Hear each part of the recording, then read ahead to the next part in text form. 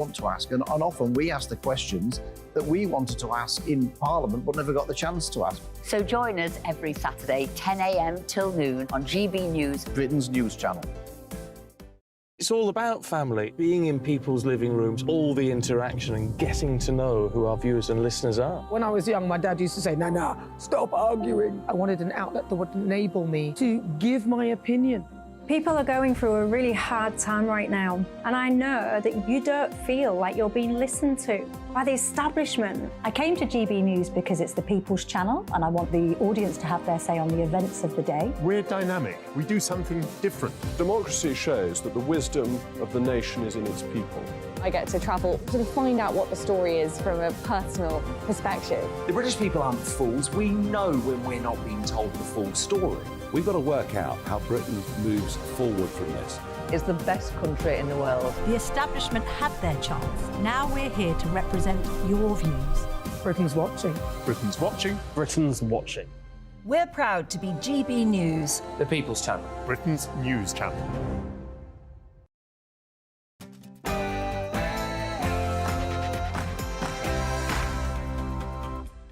No spin, no bias, no censorship. I'm Dan Wootton tonight. After the tragic deaths of 41 migrants in a shipwreck off the coast of Italy, Labour's Diane Abbott has unbelievably declared on Twitter they have indeed effed off to the bottom of the sea. Now, that repulsive tweet, since deleted, was in reference to Lee Anderson's comments that migrants who don't like the Bibi Stockholm barge should return to the perfectly safe shores of France. My reaction to Abbott's vile partisan attack coming up next in a special digest on why the left simply won't tackle the migrant emergency. Then my superstar panel weigh-in. Tonight, I'm joined by Christine Hamilton, Adam Brooks and Matthew Laza. Then I'll ask Nigel Farage how much longer the establishment can turn a blind eye to those wicked people smugglers. And after exposing the debanking scandal, Nigel has new updates on how our censorious state is even more prevalent than we first thought. Also coming up tonight, scheming Nicola Sturgeon has promised a deeply personal and revealing memoir after signing a big money book deal. But should the scandal-ridden ex-First Minister be cashing in on her failed political career? And what do I think Queen Nick's book should be called? I'll reveal all on that in the media buzz. Plus, speaking in Japan today, Prince Harry dropped a not-so-subtle hint that his days in Montecito could be numbered. And I would happily live here if you'd have me. So, could the Duke and Duchess of Sussex be preparing for life apart? The late Princess Diana's former butler, her rock, Paul Burrell, gives his expert opinion. And as the royal family officially removes Harry's HRH title from their website, should the Sussexes be stripped of all their titles? Rebecca Toomey, Ingrid Stewart and Cara Kennedy go head-to-head in the clash. We'll have tomorrow's newspaper front pages for you too, and cannot wait, comedy legend Jim Davidson offers his amazing take on the trans Strictly row, the new Barbie movie, and so much more. This is Dan Wootton Tonight. Let's go.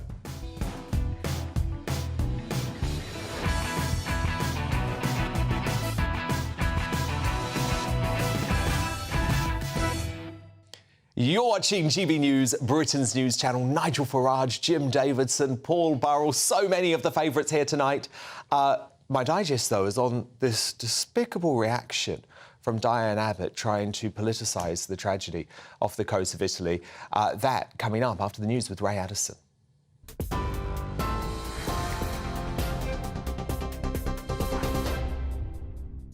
Thanks, Dan. Here's the latest from the GB newsroom and our top story this hour. The Met Police say now that 9 people have been arrested due to threats of mass looting on London's Oxford Street.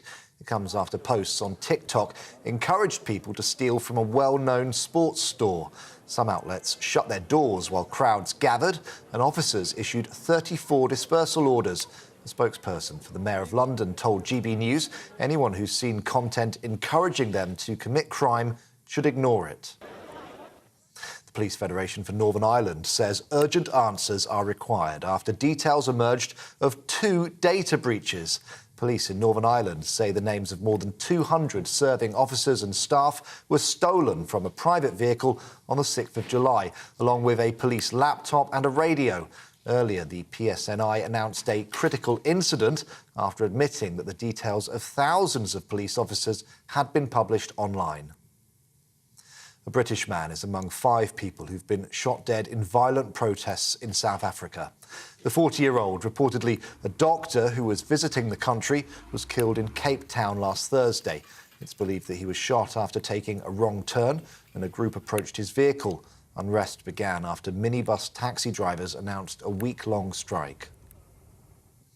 A fire that destroyed the 18th century Crooked House pub in Dudley last Saturday is now being treated as arson. The announcement from Staffordshire Police comes after a specialist detection dog was used to search the site earlier on today. The pub was demolished 2 days after the blaze. The force is asking the public not to speculate on the cause of the fire, describing it as extremely unhelpful. They're urging anyone with information to get in touch by calling 101. Wales's First Minister has confirmed he'll be standing down and leave the Welsh Parliament at the next election. Mark Drakeford, who represents Cardiff West, previously said he would leave before the end of the Senedd term in 2026. Speaking at a festival in North West Wales, Mr Drakeford reportedly said it was important to have a refresh. And strikes by staff at Gatwick Airport will cause disruption during the bank holiday weekend as workers announce fresh walkouts as part of an ongoing dispute over pay. The Unite Union saying that around 230 workers, including ground handlers, will walk out for 8 days from the 18th of August and then again from the 25th. On TV, online, on DAB Plus Radio and on TuneIn 2, this is GB News. Back now to Dan.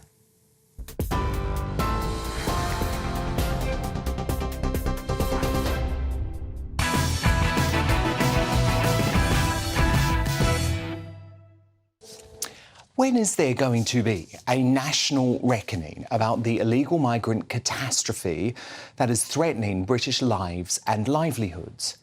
Every time this story starts being covered like the complete crisis it is, the Liberal elite and the MSM find a way to divert attention. So this week, rather than talking about the continued invasion via our southern border and the brazen people smuggling gangs that are now completely out of control, the establishment would much rather try and focus on the perfectly pleasant conditions on board the Bibby Stockholm barge and some straight talking from the Conservative Party's deputy chairman, speaking about the barge refuseniks. So claiming that they were too scared of water to get on board despite having crossed the channel on a small boat, Lee Anderson, I think quite understandably, raged this. If they don't like barges, then they should f*** off back to France. Speaking in more moderate but still very clear terms, he was backed up by the Immigration Minister Robert Jenrick today, who made it clear illegal migrants to this country have no choice about whether they get to stay in a hotel or a barge. Always house people in decent, legally compliant accommodation, but it's not right that people can pick and choose and expect to be put up in 4-star hotels, and that's the change that we're bringing about. Both comments from Anderson and Jenrick will be shared by the vast majority of hard-working Brits who are increasingly furious at the price and social destruction of having to house so many illegal migrants. But as part of the usual distraction from what really matters, cue faux outrage from the establishment media. That's why you know that you can say with a degree of impunity stuff that, frankly, would have got you thrown out of the British National Party. But what is funny, this blank off back to France, like all these migrants came from France. But he's a wrecking ball for the Conservatives. Even the leaders across the world of far-right political parties don't put it that crudely. This is ramping up the rhetoric and, as a result, really to just try and distract from the fact that the government is failing. So should Rishi Sunak sack Lee Anderson for the thing he said about migrants? Meanwhile, the hard left are unable to hide their disdain for the thousands of innocent people who are putting their lives at risk in the Channel every day because they refuse to help solve the crisis. After a migrant boat capsized off the coast of Tunisia, tragically claiming the lives of 41 people, suspended Labour MP and staunch Corbyn ally Diane Abbott tried to score some cheap political points with this despicable, now deleted tweet saying migrants have indeed effed off to the bottom of the sea. Of course, the entire left-wing establishment doesn't want to stop the boats, knowing full well it will lead to a total wipeout of the Conservative Party at the next election. This leaked electoral calculus poll to Channel 4 shows just that, with only 90 Tory MPs back in Parliament based on their current forecast, a result that would be far worse than the Tony Blair landslide in 1997. Just look at this list of current cabinet ministers, including the Prime Minister, who would lose their seats in such a scenario. But there is the slightest sign of hope if the Tories are prepared to be bold, and that starts with leaving the ECHR in order for us to regain full sovereignty over border control. A possibility Jenrick did not entirely rule out this morning. Do whatever is necessary, ultimately, to defend our borders and to bring order to our asylum system. Right, whatever necessary, including leaving the European Convention on Human Rights, potentially, if you feel you have to. Well, we will do whatever is required. Leaving the ECHR has been required for the past 3 years. So the time for talk is long over. Only a dramatic policy overhaul, which will infuriate globalist organisations and the entire political and media establishment, can start to clear up this mess. But to respond now, my superstar panel: the author and broadcaster Christine Hamilton, the businessman and activist Adam Brooks, and the former Labour Party advisor Matthew Laza. Christine Hamilton, this tweet from Diane Abbott, which has been picked up by obviously lots of the hard left on Twitter, just shows that nothing is off limits to them when it comes to exploiting tragedy for political gain. No, that was an appalling tweet, but I'm afraid what we've come to expect from her. I have to say I do not support Lee Anderson using that F word either, because I think it contributes to a coarsening of our language, which has been going on for decades, and I don't like that sort of language being used by public figures in public places. So I don't think either of them should have used it. But the way she used it was horrendous. Having said that, if only Lee Anderson was in charge instead of Robert Jenrick. I mean, Jenrick is a sort of soggy centrist. He's never going to get us out of the ECHR, never in a million years. And the Tories, they have been consistently lying about immigration. I mean, Cameron promised to reduce it to the tens of thousands. We've now got an average of 600,000 coming, and that has increased, doubled in the last 20 years. So the Tories have done nothing in the last 13 years about reducing immigration, illegal immigration. They haven't done anything about stopping the boats. They've now got this arrangement with Turkey, which is apparently where quite a lot of the boats themselves emanate from. That might produce something. But I wish the Tories had started acting tough. They're now talking tough, but I'm afraid I simply don't think Jenrick has got the rollicks to carry it through.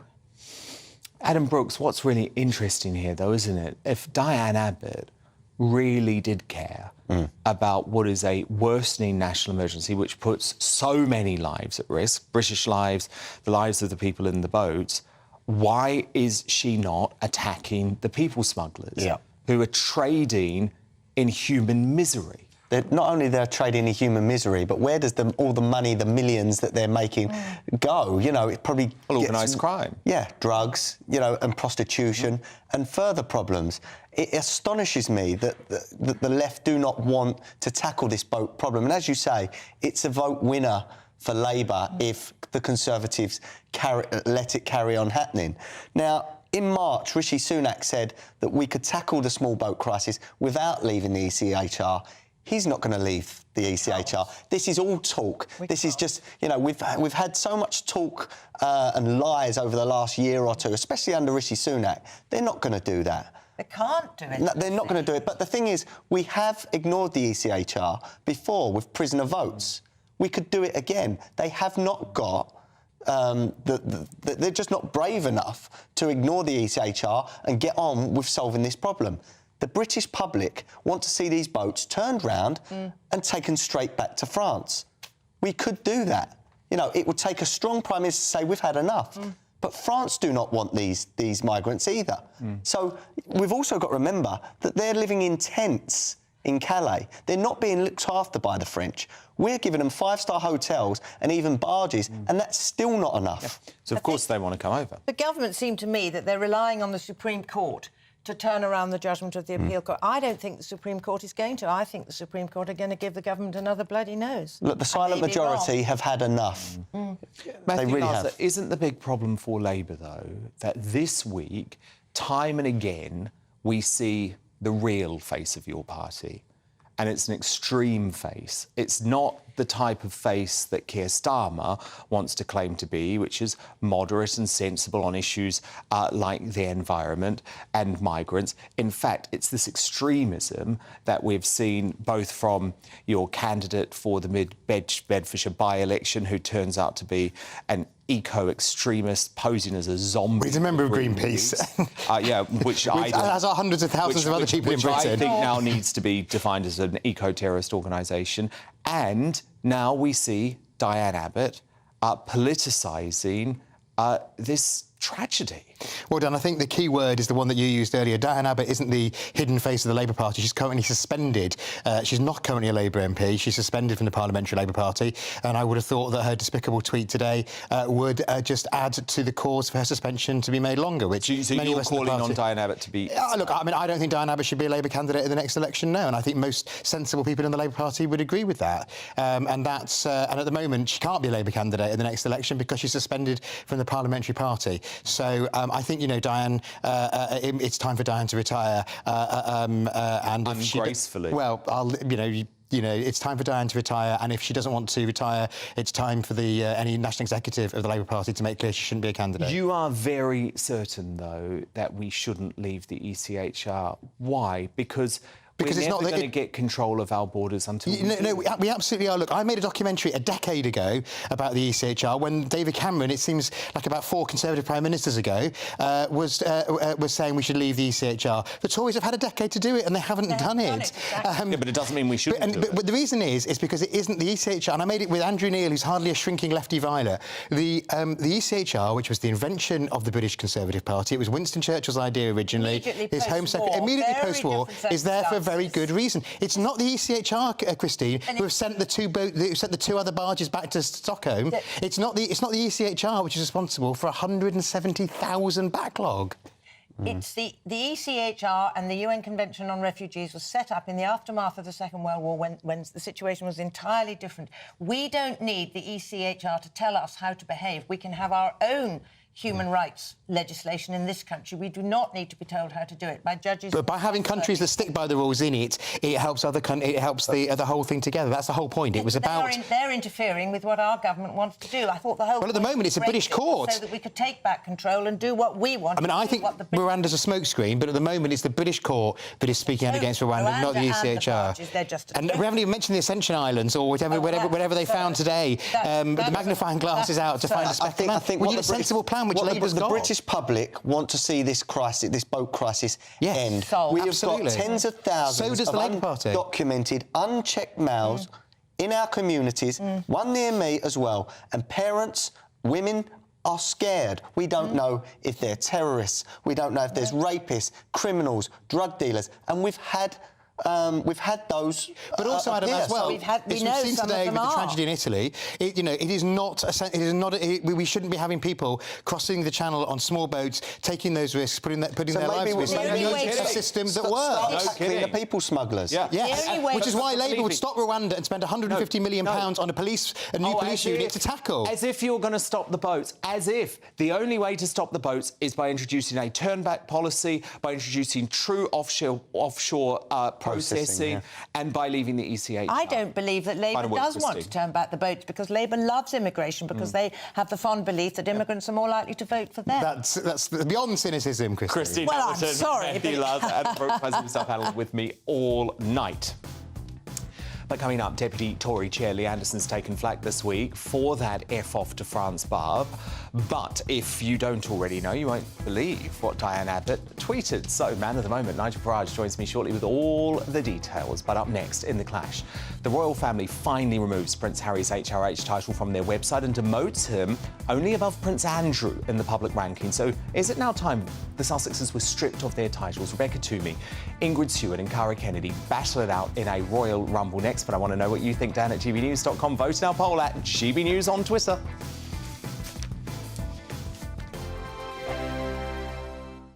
What you get for breakfast is something that, if we do our jobs right, you will wake up to news that you didn't know the night before. It's a conversation. It's not just me and Eamon. We want to get to know you, and we want you to get to know us. From 6, it's Breakfast with Eamon and Isabel. Monday to Thursdays on GB News, Britain's news channel.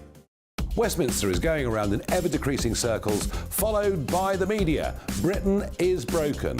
How on earth did we get into this mess? But more importantly, how do we get out of it? Join me at 7 p.m, Mondays to Thursdays on Farage, here on GB News. We will have open, rational debate. We've got to work out how Britain moves forward from this. Join us here on GB News, the People's Channel. Britain is watching. When the news happens, it happens here. And really important breaking news. Breaking news this morning. On TV, radio and online, the news starts here on Britain's Newsroom. All the biggest stories and the answers that you need from across the UK and beyond. Join Britain's Newsroom from 9:30 on GB News. The People's Channel, Britain's news channel. Join me, Patrick Christie's, Monday to Friday, 3 till 6. We tackle the day's news agenda like you've never seen before. It's high tempo, high octane, the most controversial topics and the best guests. You will not be able to take your eyes and ears off it. I'm not afraid to ask the questions that you really want answered. 3 till 6 p.m, Monday to Friday on GB News, the People's Channel, Britain's news channel. People in Britain, they love free speech, but they also love fair play. I don't care if I'm speaking somebody from a trade union, from the Labour Party, somebody from the SNP. And I think the viewers like to see that actually we can challenge one another, but in a positive way. We think we ask the questions that people want to ask, and often we ask the questions that we wanted to ask in Parliament but never got the chance to ask. So join us every Saturday, 10 a.m. till noon on GB News, Britain's news channel.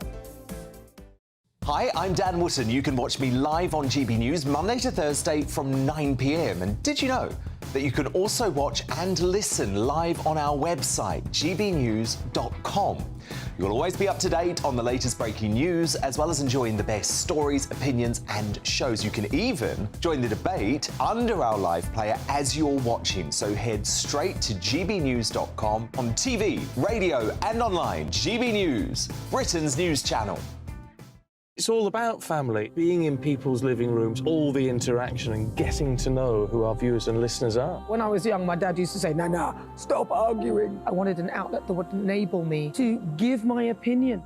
People are going through a really hard time right now, and I know that you don't feel like you're being listened to by the establishment. I came to GB News because it's the People's Channel, and I want the audience to have their say on the events of the day. We're dynamic. We do something different. Democracy shows that the wisdom of the nation is in its people.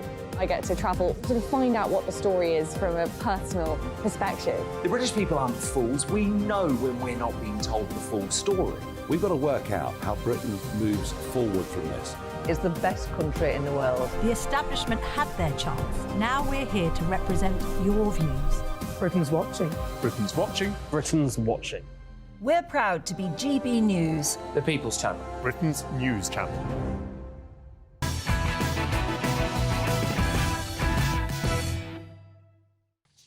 Nigel Farage coming up live. Time now, though, for The Clash. And breaking tonight, Prince Harry is in Japan for a Tokyo conference without wife Meghan, where he revealed he would be happy to leave his life in the US behind. Watch. Every single element of the Japanese culture is really unique and very special. I noticed it my first visit in 4 years ago when I came for the Rugby World Cup, and I would happily live here if you'd have me. Harry's declaration comes just 24 hours after the royal family officially removed his HRH title from their website, reflecting the agreement made in the Sussexes' infamous 2020 Megxit agreement. The Duke has now been demoted behind working royals on the family's official online page, one place above Prince Andrew. So what do you think? Should the Sussexes now just be stripped of all their titles? Dan at gbnews.com. Vote in our poll at GBNews on Twitter. But let's debate this now. I'm joined by the broadcaster and journalist Rebecca Toomey, editor-in-chief of Majesty magazine Ingrid Stewart, and royal scoop getter at The Spectator, Cara Kennedy. So, Cara, I believe you say, yeah, this is the time now. The titles just have to go. Yeah, I think it's absolutely time for this. I'm surprised that there are people left that don't think this, because their titles, Duke and Duchess, are the only currency that they have left, basically the only formal connection to the British royal family after finally HRH has been taken away from them. So now it's time to cut them off once and for all. If they had 1 ounce of respect for the institution or the Queen that gave them their titles, I would probably be in support of them keeping them. But the way that they've treated the royal family over the past now 3.5 years, I just mean they should absolutely lose them now. Rebecca Toomey, you disagree?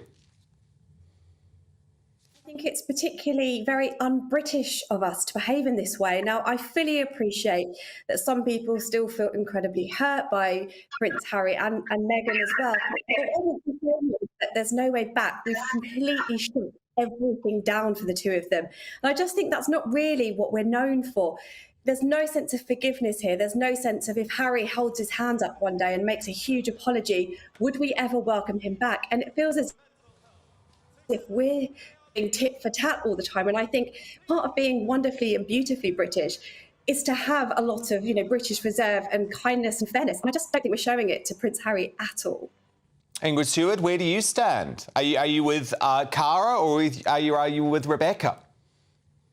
Well, I sort of stand in the middle because there is no point in removing their titles if we indeed, well, not we, but if the King and Parliament, because it would take an act of Parliament, if Parliament agreed, because Harry is a prince of the blood, and it's quite untrue to say that their titles, Sussex Duke and Duchess of Sussex, are all they've got. Harry is a prince of the blood. You can't take that away from him. He is the King's second son. And if, say, the Duke and Duchess of Sussex titles were removed, Harry would still be Prince Henry of Wales, and get this, Meghan would be Princess Henry of Wales. Now, to my mind, that would be far worse than her being the Duchess of Sussex. So it could actually be an upgrade. Princess that she could use the title. That's an interesting point. Maybe that does put me off slightly. Cara, quite interesting to see Harry in Tokyo today talking about how he wants to move to Japan. Meanwhile, there seems to be briefing after briefing to the American press about how much Meghan is loving life with her girlfriends. So she went to see the Barbie movie for her birthday with Portia de Rossi, Ellen DeGeneres' wife. Now we're told she went with a British girlfriend to see Taylor Swift on her own. Do you think there's something going on here? Yeah, well, like you said, there's been a flurry of briefings and paparazzi shots and People magazine exclusives about how Meghan is kind of living her life while Harry is working. And you'll recognise that this is similar to what happened in January when Harry released Spear and Meghan was kind of nowhere to be seen, and it was very obvious that from their side they were trying to show people that this was a separate thing, this was a separate endeavour. Harry had the book, it was his thing, Meghan was getting on with her life. So I think, to be honest, it's kind of stemmed from there. We haven't really seen many examples of them in solidarity and together and kind of saving face since January. So I think it stemmed on from that. But it's interesting the amount now. I mean, every day there's new photos or new stories of Meghan kind of living it up with her girlfriends. And then Harry obviously taking on this work. So yeah, it's definitely interesting. And I think that we're going to see a lot more of it over the next few months, because I think Meghan is probably intentionally trying to create this narrative now that she is not damaged goods and she's kind of getting on with her life and trying to build her reputation. Rebecca Toomey, it certainly feels like at the very least there has been a professional parting of ways, doesn't it? Because do you remember the time when Meghan said that her and Harry were like salt and pepper? You know, they just went together. They did everything together. She even spoke about how when they worked in their office, they were side by side. Do you think Meghan's maybe realised that actually they're going to have to do things on their own, given that the Spotify deal didn't work and the Netflix deal seems to be heading in that direction too? I think the first point I'd like to make is that Meghan has always been a girl's girl. She has always been incredibly pro-women, had a lot of female friends. She's always had a long-standing friendship with Priyanka Chopra. I don't think the Princess of Wales would agree. or Victoria Beckham or Lizzie Cundy. Understandably, there will be fallout. But also, in the evolution of their relationship, you know, they have been together quite a while now, Meghan and Harry, and I think it's fair to say that they might just be in the next phase where they're not completely joined at the hip. I would also say, and I've said this before to you, Dan, that I think Meghan does learn. She's a very clever, savvy woman, and she'll know what the public think of her. She'll be fully aware. So she knows that she needs to go on a PR mission to show the other side of Meghan, which I think a lot of us have forgotten. This isn't a new Meghan we're suddenly seeing. This is just a side of Meghan that she's putting in the spotlight again.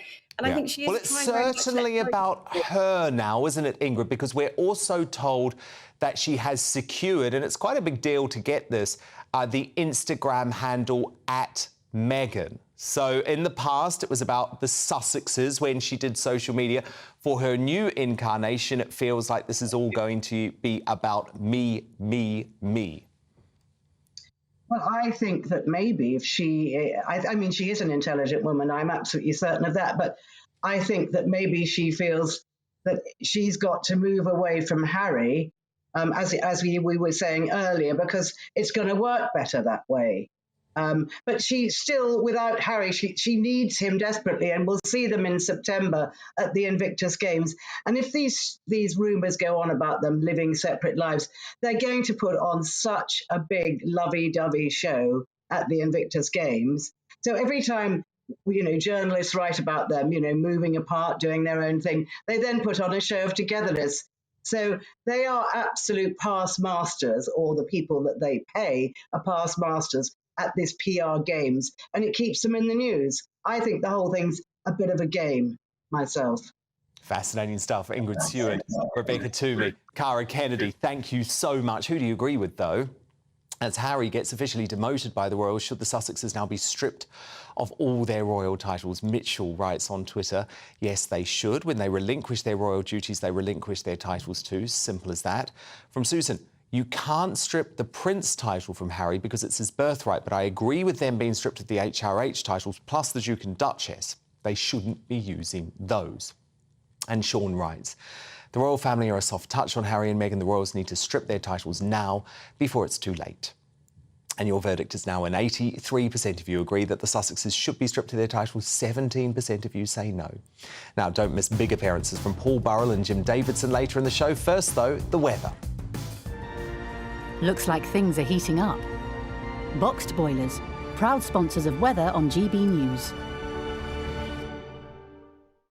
Hello there, I'm Greg Dewhurst and welcome to your latest GB News weather forecast. It is briefly warmer, temperatures reaching mid to high 20s, plenty of sunny spells.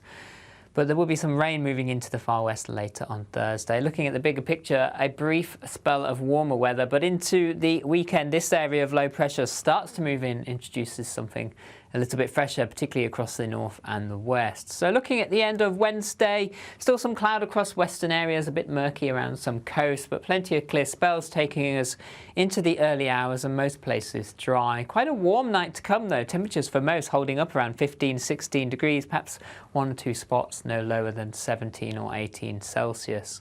For most Thursday mornings, a bright start, plenty of sunny spells. There'll be some low cloud that takes its time to lift and break, and then the day ahead looking fine and dry for many, though the cloud does start to increase across the far west.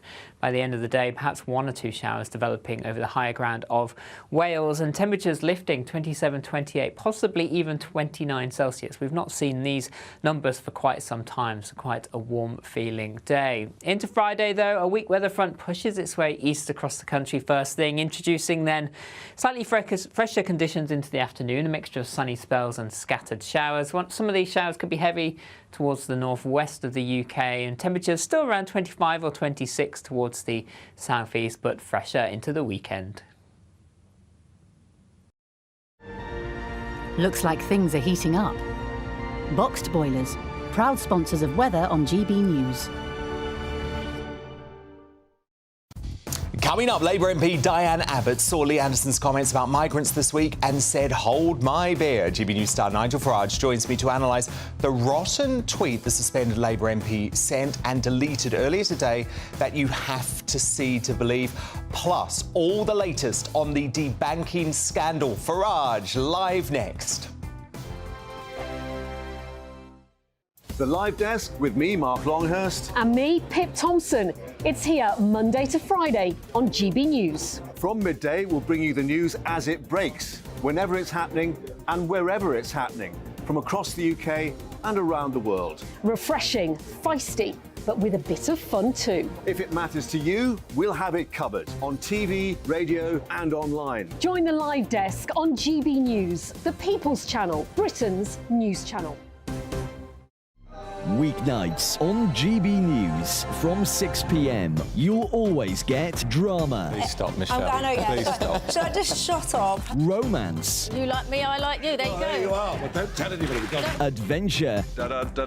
Etc. That's the whole point. But and action. Sergeant Reed, my superstar panel, they're already at it. They're fighting. It's going to be quite a show. Only on GB News, the People's Channel, Britain's news channel. So Jubes and Co, we tackle the issues of the day with real robust debate, both sides of the fence, battling it out with me in the middle with my forthright opinions and views. And often really interesting things happen because you start with a position and then by the end of the debate you find actually, well, I might not have thought about that one. What we need in this country is 2 new political parties. You should maybe think about doing a 2024 calendar. I'm Michelle Dewberry and I'm keeping you company right through until 7 o'clock this evening. GB News, the People's Channel, Britain's watching. Monday to Thursday, 9 p.m. till 11 p.m. Join me, Dan Wootton. I'll bring you the sharpest takes and hottest debates. Do you not believe in prisons? I don't believe in prisons. I'm completely stunned. I guarantee you there'll be no spin, no bias, no censorship. I actually was personally quite offended by it. And no reason to go to bed. So I guess they've always been quite woke. That's Dan Wootton tonight on TV, radio and online. Monday to Thursday from 9 p.m. till 11 p.m. on GB News. The People's Channel, Britain's news channel. In a world of dull and predictable radio and TV shows. Oh, hi. On Mark Dolan tonight, we've got big guests. We drill into the big stories of the day. The show adds up to a brilliant listening and viewing experience. Mark Dolan Tonight is the most entertaining current affairs show ever, and that's a fact. That's Mark Dolan Tonight, Friday, Saturday and Sunday from 9. Only on GB News, Britain's news channel. Like all families, we have arguments every now and then, but actually we agree on what the mission of GB News is, and that's the most fundamentally important thing. GB News provides the kind of platform that lets all voices be heard. We don't hold back. We're free to say what we really think. Just because some people who live in a tiny little Westminster bubble think that their particular story is important, that's not the most important story for me. And often there will be difficult stories, stories that you won't find on the establishment media. Because what people think in the north of England may be very different to what they're thinking in the home counties. We're going to carry on telling the world what life is really like for households up and down the UK. We love to be in your car, in your kitchen as you're having your breakfast. Whatever you're doing, you are part of the show. If it matters to you, it matters to us. Britain's watching. Britain's watching. Britain's watching. We're proud to be GB News, The People's Channel, Britain's news channel.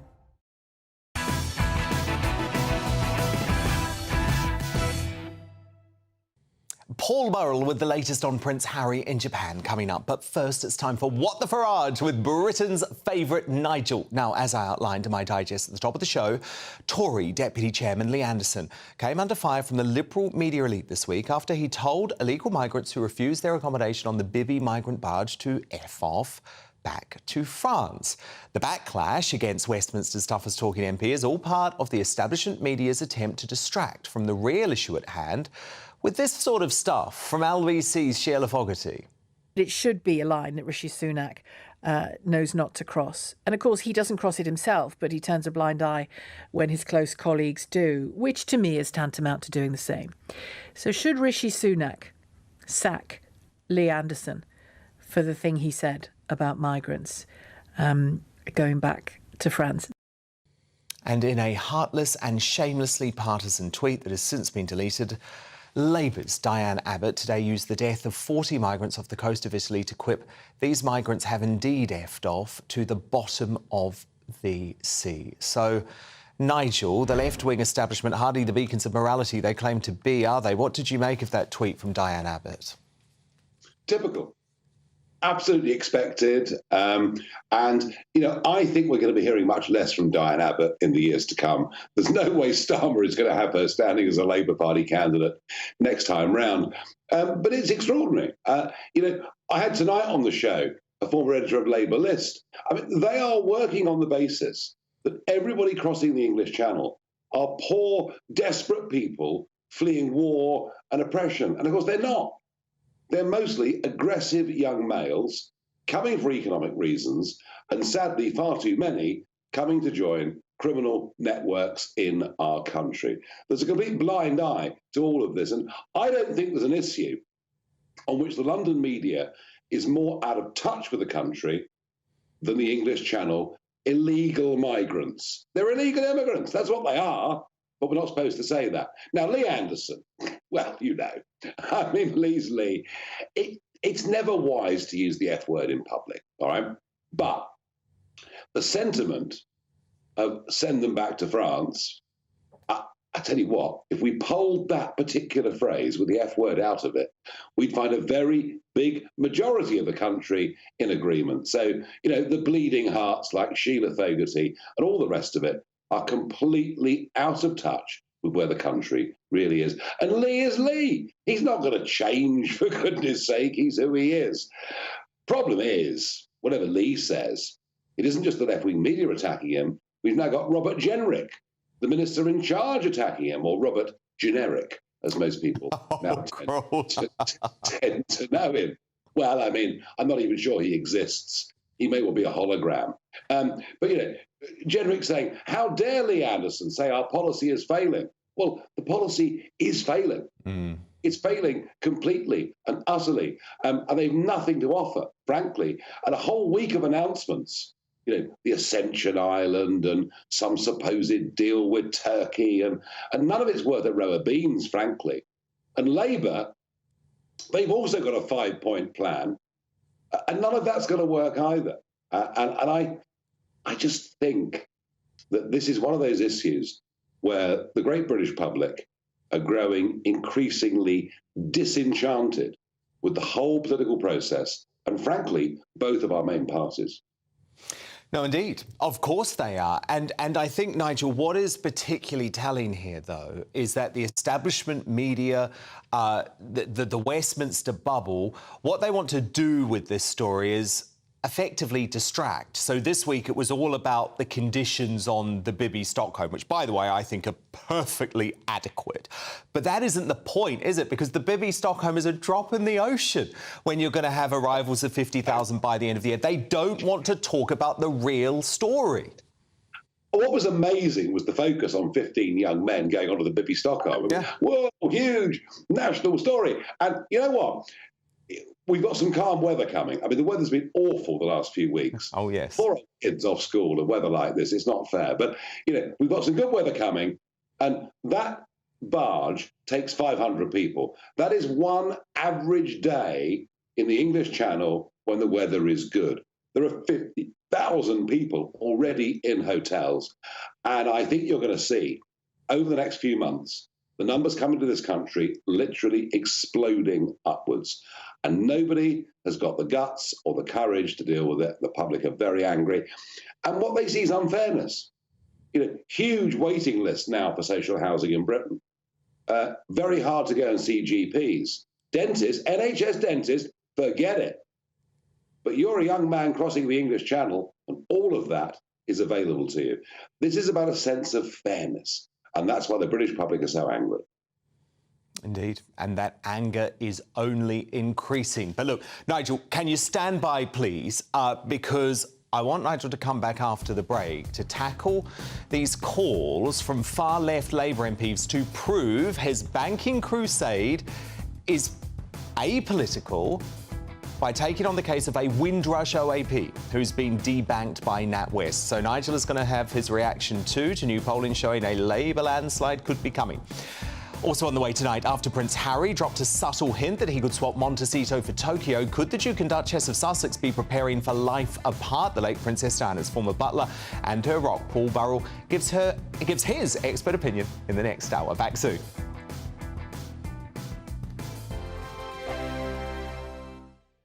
Monday to Thursday nights on GB News. At 6, it's Dubes & Co. 7 o'clock, Farage. At 8, join Jacob Rees-Mogg. And at 9, Dan Wootton Tonight, followed by headliners on TV, radio and online. This is GB News. Now then, Lee Anderson here. Join me on GB News on my show, The Real World, every Friday at 7 p.m. I'm not eating bloody cat. Are you delicious? mental? Open your mouth. OK, here comes a train. Reminds me of the scene in Singing in the Rain. Adam, is that a good one? Whoa! Join me at 7 on GB News, Britain's news channel. Join me, Camilla Tominey, on Sunday mornings from 9:30, taking the politicians to task and breaking out of SW1 to see how their decisions are affecting you across the UK. Bursting the Westminster bubble every Sunday morning, only on GB News, the People's Channel. Britain's watching. Join us every night on GB News at 11 p.m. for Headliners, which is 3 top comedians going through the next day's news stories, which is exactly what you need, because when the establishment has gone crazy, you need some craziness to make sense of it. So join us 11 p.m. every night on GB News, the People's Channel, Britain's news channel. I'm Andrew Doyle. Join me at 7 o'clock every Sunday night for Free Speech Nation, the show where I tackle the week's biggest stories in politics and current affairs with the help of my 2 comedian panellists and a variety of special guests. Free Speech Nation, Sunday nights from 7 on GB News, the People's Channel, Britain's news channel. Every Sunday from 11, join Michael Portillo. There will be topical discussion, looking at the week before and the week to come. So kick back and relax at 11 a.m. on Sundays on GB News with me, Michael Portillo. GB News, the People's Channel, Britain's news channel. I joined GB News because I was sick and tired of not hearing my views being represented, not just mine, but so many people that I knew and spoke to. I just couldn't get my voice out there. I couldn't say anything. I couldn't do anything. Whatever the narrative was, I kind of had to follow it. GB News is there to provide a voice for those who have been ignored by the establishment media. We think different things, we've got a different style. GB News is here to be optimistic and positive about the future. It's real kind of dynamic and flowing, with the audience very much at the heart of it, like a big family. Here at GB News, we talk about the things that matter to you. Hearing the voices from right across our towns and cities, especially our towns. All sides of the argument represented with a heavy dose of opinion. We're on a mission here to make a difference. And the GB News family really is here for you, and whatever time of day you can watch or listen. Britain's watching. Britain's watching. We're proud to be GB News, the People's Channel, Britain's news channel.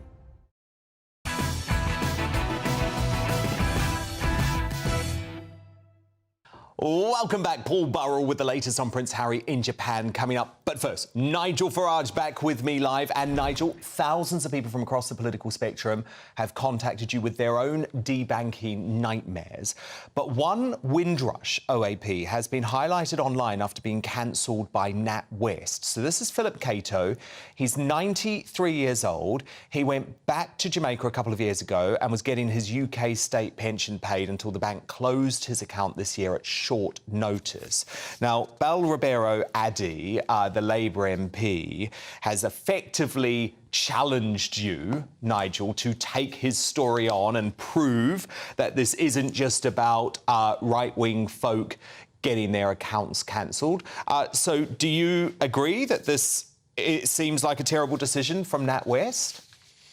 Well, of course. And, Philip Cato has my full support, and I'll help him if I possibly can. And it's so silly of Labour MPs to behave like this. Most of them, actually, to be fair, are being very grown up about it. This is a non-partisan issue about our banks being completely out of control in every way. It is not left. It is not right. It's there for everybody. Accountclosed.org that I've set up is there for everybody. And there is a national scandal here, a real national scandal. And I must say, I was pleased today that the FCA, finally, the regulator, has woken up to this national scandal, has put 25 of our biggest banks and building societies on notice. Tell us by the 25th of August how many folk you've cancelled and why. And the results are going to be very, very revealing and very interesting, unless, of course, they all choose to lie, which is possible, because I've seen a bit of that with Coots myself. But you know, the FCA, what use are they? And we learned today that FCA employees have been going together on pride marches in Leeds, on transgender marches. They say that LGBTQI plus, etc., rights are a very important part of financial services. They're not. They really are not. The point about financial services is that the individual needs to be protected from being ripped off by giant corporations. And whether that's through pensions, through banking, through insurance, or whatever else it may be, we do not need to politicize financial services. And I suspect the FCA actually are as much a part of the problem. Philip Cato, I will do whatever I can to help you. Goodness me, so the FCA is as woke as Nat West, which hardly fills you with much faith. Now, speaking of woke, Nigel, Channel 4 News cock a hoop last night after they were leaked a poll showing Labour winning not just a landslide at the next election, a tidal wave. Watch this. Conservatives at the moment are facing a bit of a catastrophe, and it was conducted between the 31st of July and the 4th of August last Friday. So it takes into consideration all the noise and publicity about ULEZ and North Sea drilling. That means the Conservatives will be down to fewer than 100 seats, just 90. Labour would have a landslide, a majority, 461 seats. So, Nigel, I mean, that is a result far, far worse than Tony Blair's landslide in 1997 for the Conservative Party. Given what's going on politically at the moment, Nigel, this momentum that you have on your side after the big debanking victory, the fact that the migrant crisis has been an issue that you first put on the political map over 3 years ago now, and this polling predicting a Tory landslide, does any of that tempt you with a return to frontline politics? Well, in some ways, you've just made the argument not to. Because there's an argument, Dan, I've been more effective not being in frontline politics. Indeed. There's an argument right here, that I've picked up issues that actually cross many of the traditional left-right lines in politics, and I've been able to propel them into being big areas of national debate where maybe we're actually going to get some decent reform and perhaps a bit more fairness back into people's lives. So the thing about frontline politics is it's necessarily incredibly partisan, incredibly tribal. So I kind of think that, and by the way, I was only ever in politics to affect change. I was never in it for rank, title, or position. I couldn't give a tuppenny damn about any of those things. I'm not interested. I want to affect change. So arguably, I might be doing better with 3.4 million followers on social media and a perch at GBNews, as long as they'll have me. Maybe I can affect more change where I am. So no is the answer. Interesting, and obviously you're not going anywhere. At the same time, Nigel, though, if anything close to this poll was to eventuate, we'd have a socialist country. We would have the borders thrown open by Labour. I mean, look at the candidate, Nigel, who they have selected to fight the mid-Bedfordshire election. You know, Labour and Starmer like to pretend that they're moderate on the environment. They've gone for an eco-extremist who's protesting in favour of Just Stop Oil, dressed as a Greenpeace zombie. I mean, do you not worry about giving the country up to that lot? What I worry about is a Conservative Party that pretend they're Conservative, allowed 1.2 million people legally to come into the country last year, and put our taxes up to the highest level since Clement Attlee was in power, and we were paying down post-war debt.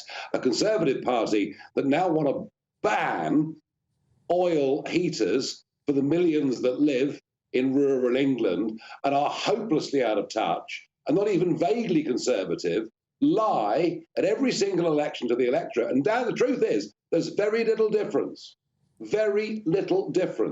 between these two parties. I'm sorry to say that, but it's true. So let's see. If there is a Labour landslide, and I think, maybe Channel 4 News got overexcited, but I can't see people going out to vote Conservative. Why would they? They 13 years of running down the military, of failing at everything, of breaking promises. Why would they? Then maybe, if I got a role back in politics, it might come post the Conservative apocalypse, where the centre-right might need somebody who could offer some principled leadership. But I don't think there's much that can be done now to stop the car crash coming next autumn.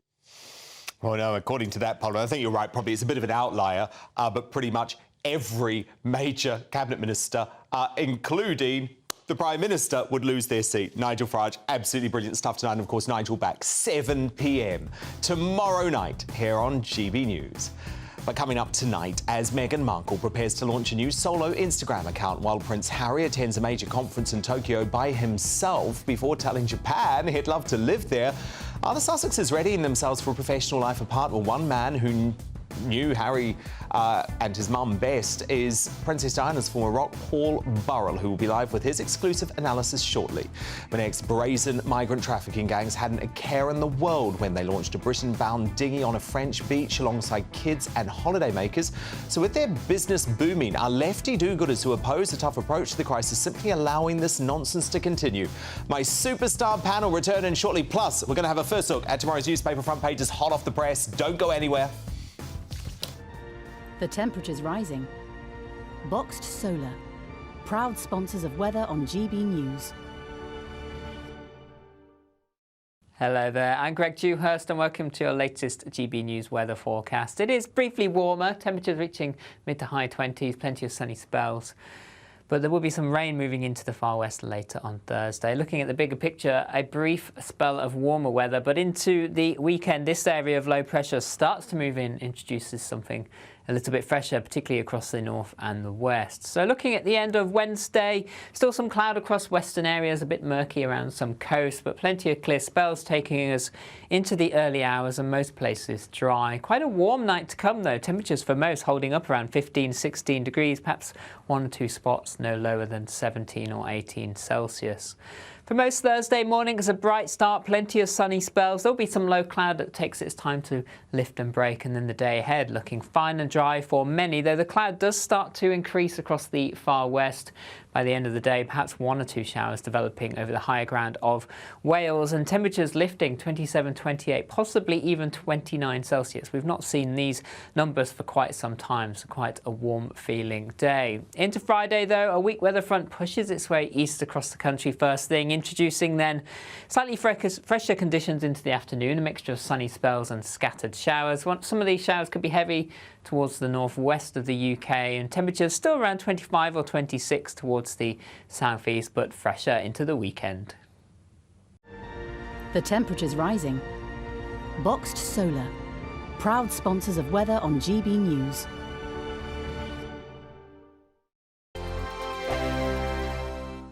What you get for breakfast is something that, if we do our jobs right, you will wake up to news that you didn't know the night before. It's a conversation. It's not just me and Eamon. We want to get to know you, and we want you to get to know us. From 6, it's Breakfast with Eamon and Isabel. Monday to Thursdays on GB News, Britain's news channel. When the news happens, it happens here. And really important breaking news. Breaking news this morning. On TV, radio and online, the news starts here on Britain's newsroom. All the biggest stories and the answers that you need from across the UK and beyond. Join Britain's newsroom from 9:30 on GB News. The People's Channel, Britain's news channel.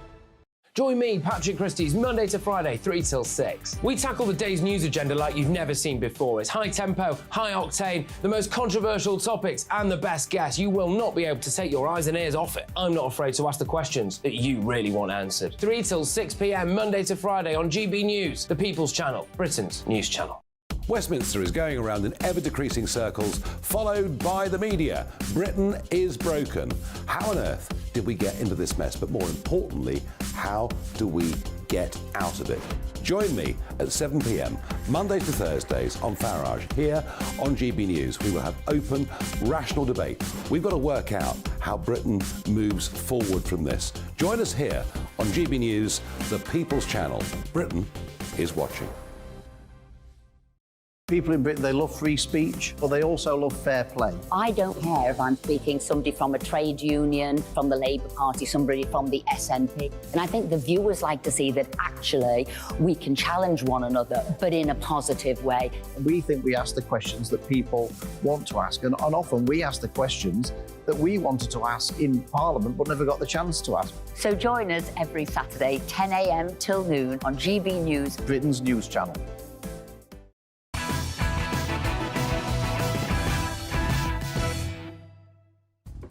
It's 10 p.m. I'm Dan Wootton tonight. It's child play for migrant trafficking gangs. Brazen criminals put two fingers up to the law by launching a packed dinghy destined for Britain next to children playing in the water. So, with heartless organised crime groups proving business is better than ever, when will Labour MPs, Lords, NGOs and even Justin Welby realise their do-gooder ways are actually fuelling our national migrant emergency? That's the big debate next with my superstar panel. And tonight, I'm joined by Christine Hamilton, Adam Brooks and Matthew Laza. Also coming up tonight, the SNP's Deputy Westminster leader, Myrie Black, compares gender critics to, wait for it, white supremacists, while attacking 50-year-old Karens in a twisted outburst. Meanwhile, damning revelations show scheming sturgeons splash public cash on expensive wellies, nail polish, yoga classes and a home disco. So is it now lights out for the SNP, and does this prove they're totally unfit to govern? We'll tackle that in the media buzz. And get ready for me, myself and Meghan. The Duchess prepares to go solo on Instagram while Harry attends a Tokyo conference by himself before declaring that he'd love to live there. Princess Diana's friend and confidant Paul Burrell gives his expert take on whether the Sussexes are preparing for professional lives apart shortly. British comedy legend Jim Davidson gets stuck into top Labour mathematician Diane Abbott, why he's backing Lee Anderson to be Prime Minister, the Barbie movie and the trans lobby's bid to silence Strictly star Amanda Abbington. Jim uncancelled soon. And Boris Johnson's pal Zach Goldsmith says he's tempted to back Labour at the next election. Find out whether that's earned him a Greatest Britain or Union Jackass nomination when I crown tonight's winners. We'll have tomorrow's first newspaper front pages for you hot off the press in just a minute too, straight after Ray Addison.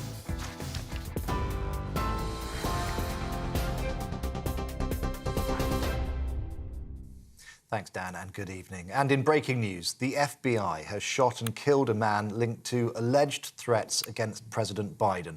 Vice President Kamala Harris says the incident happened during a raid in Utah. Agents were attempting to serve arrest and search warrants at a residence in Provo, south of Salt Lake City. The U.S. Attorney's Office has named the man as Craig Robertson. They say he posted in September calling for the assassination of both Biden and Harris. President Biden had been scheduled to be in Utah for an event tomorrow. Now, in other news, the Met Police say 9 people have been arrested due to threats of mass looting on London's Oxford Street. It comes after posts on TikTok encouraged people to steal from a well-known sports store. Some outlets shut their doors while crowds gathered, and officers issued 34 dispersal orders. A spokesperson for the Mayor of London told GB News anyone who'd seen content encouraging them to commit crime should ignore it. The Police Federation for Northern Ireland says urgent answers are required after details emerged of 2 data breaches. Police in Northern Ireland say the names of more than 200 serving officers and staff were stolen from a private vehicle on July 6th, along with a police laptop. Earlier, the PSNI announced a critical incident after admitting that the details of thousands of police officers had been published online. A British man is among 5 people who've been shot dead in violent protests in South Africa.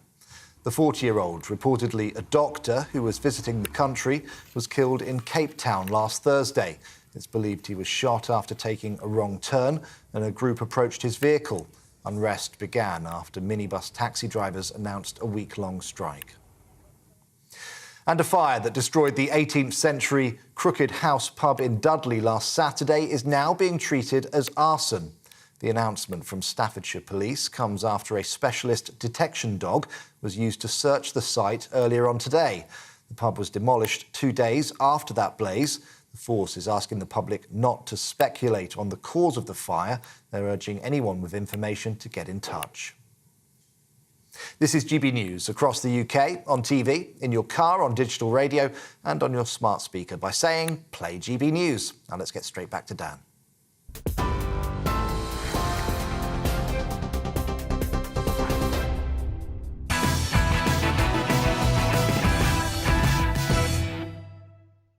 Tomorrow's news tonight in our Media Buzz. First front page is it.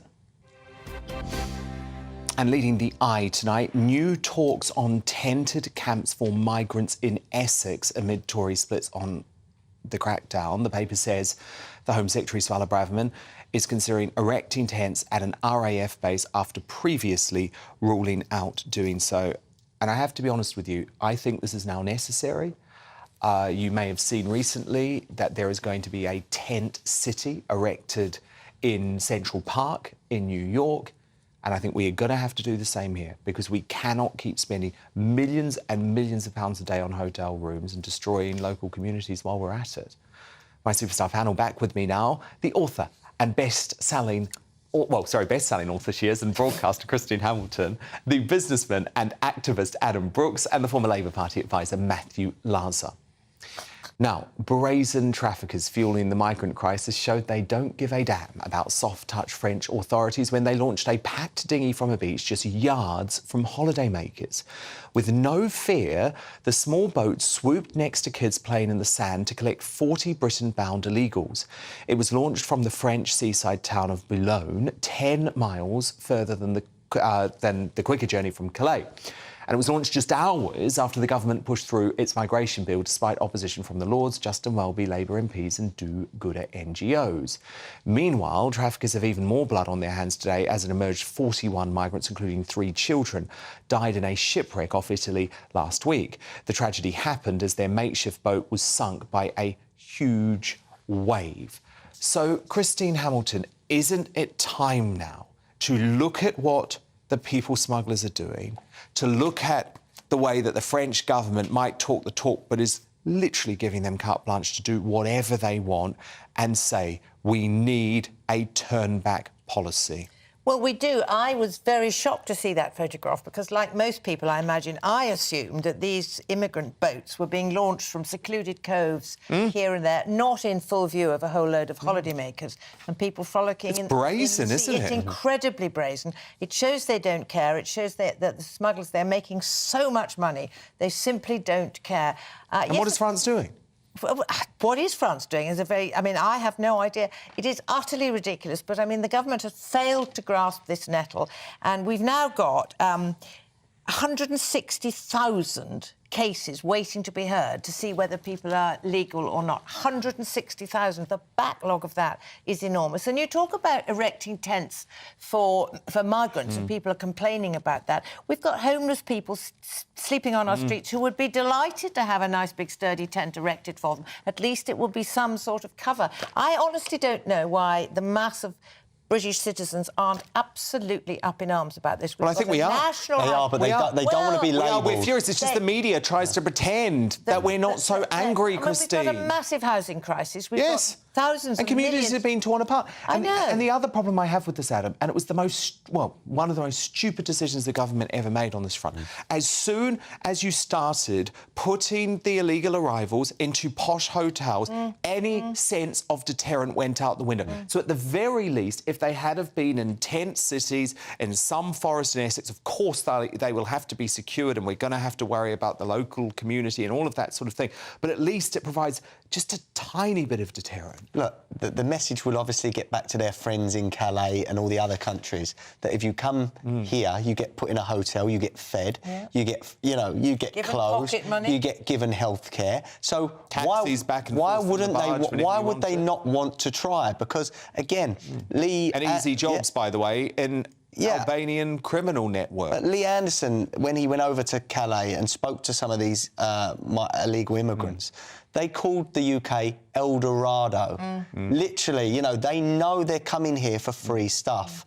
So we've got to tackle it. But a lot of these judges, these lefty MPs, media figures, they're not going to be affected by these men in their community. So they don't know or they don't care, really, the consequences. It's the average Brit that works hard. But someone who was genuinely seeking persecution, torture, etc., would be delighted to be housed in a tent in England. But the thing that people safely. forget all the time, Matthew, is actually these illegal economic migrants are taking the places, effectively, of genuine refugees, genuine asylum seekers, and that is never discussed.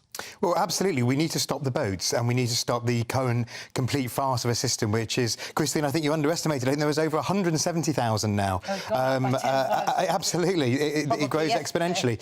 And, you know, the government has singularly failed to get a grip. And so, you know, one of Labour's proposals for example, is to speed up sending people back to safe countries. So effectively, you get a very fast turnaround. I don't agree sending people around in the middle of the channel. There's issues about maritime law, etc. But we need to send people issues back. With maritime law. There's a way to do it. You know, your party, the Conservative Party, are just too scared of the reaction from the likes of the United Nations and the international media establishment. We could turn back the boats. We must turn back the boats to France. Them back I think it'd be much better if those boats didn't come, and that's why we need a proper deal with France and a proper deal with the EU. We've done it before. I'm not, because we've done it before. Because the last Labour government did it and it worked. isn't going to help Starmer either, by the way. If you genuinely think Starmer is going to walk into his meeting with Macron and Macron's going to say, here you go, do you not understand? For him, politically, it is a great thing to allow as many as possible of the illegal migrants to leave Calais and become the UK's problem. And if you think Starmer is going to be able to do a better deal on that front, I think you're being very naive. Well, the Tories the Tories' attitude to Europe means they haven't struck the deal they need. The last Labour government did a deal with the French, and it closed the Songat refugee camp, and it sorted the problem. I guess one thing you're guaranteed with Starmer is that he's a Europhile who wants back in with the EU. We can do it without rejoining the EU. But also, we need, as I've said, we need to get this cross-border police force. We need to get people turned around quickly. We need a proper plan, not 13 years of failure. That's not a proper plan. Let's just be real here.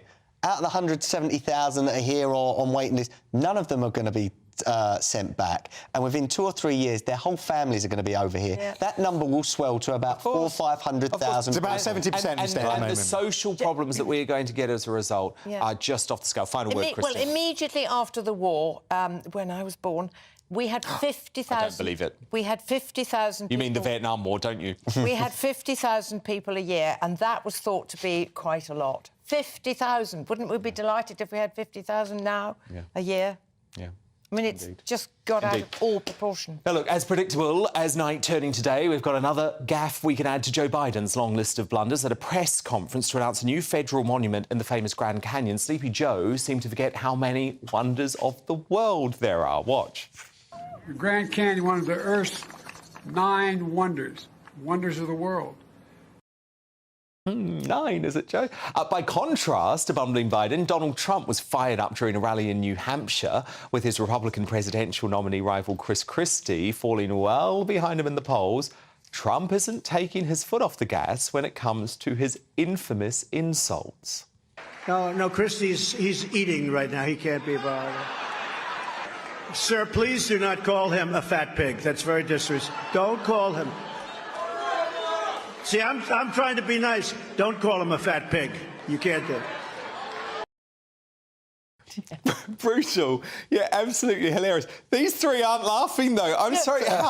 Because the prospect of having Trump back is so scary. Guy in the world. You're not allowed to do that in this country. You can't call somebody a fat pig because it's fattest or obesest or whatever it is.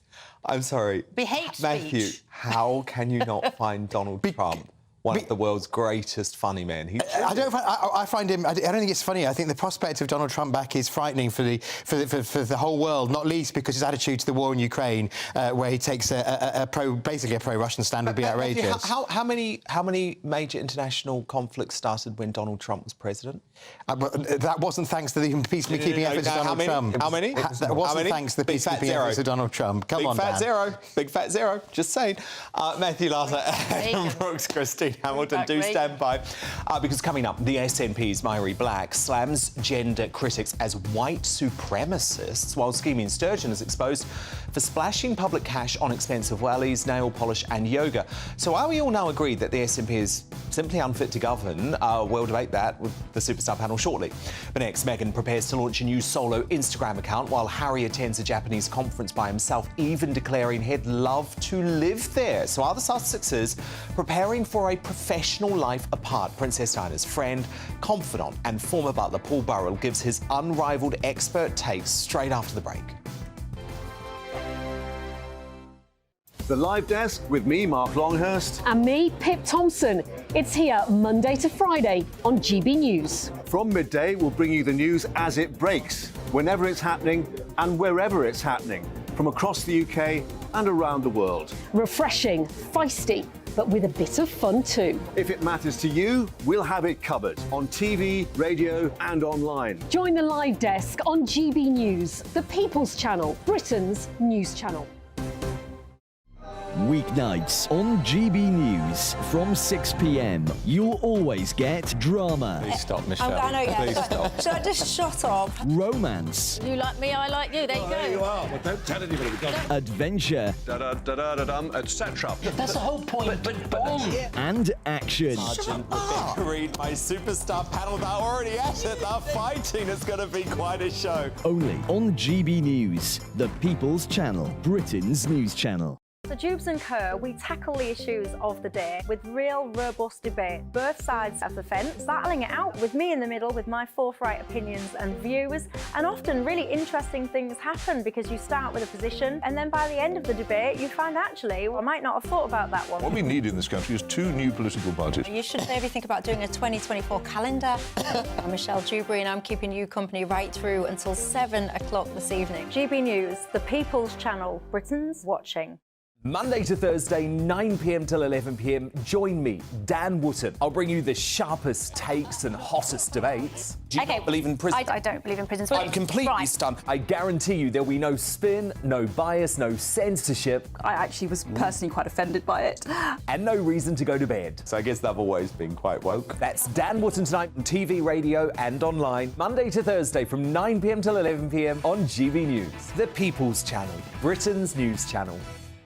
In a world of dull and predictable radio and TV shows.